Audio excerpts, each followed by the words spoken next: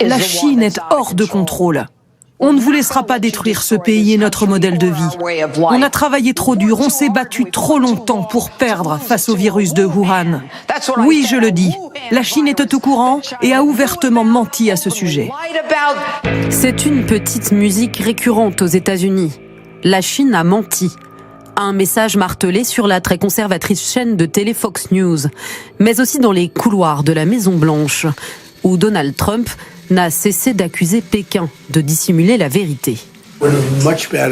Cela se serait beaucoup mieux passé si on avait tout su quelques mois plus tôt. Ils auraient dû nous informer. Leurs chiffres semblent un peu sous-estimés et je suis gentil quand je dis ça, étant donné ce que nous avons vu et ce qui nous a été rapporté.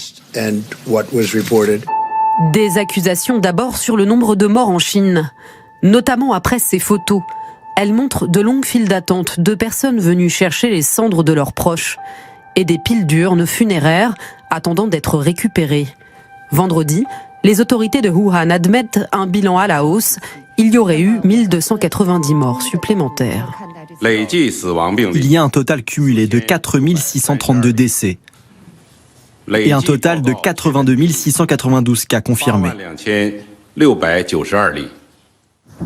Mais pas de quoi convaincre Donald Trump. La Chine vient d'annoncer le doublement du nombre des morts causés par l'ennemi invisible. Il est bien plus élevé que cela et bien plus élevé que celui des États-Unis. D'autant que les doutes sont nombreux. Sur les morts donc, mais aussi l'origine du virus.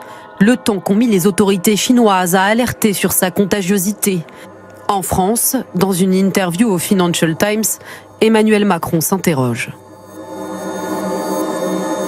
Il y a manifestement des choses qui se sont passées qu'on ne sait pas.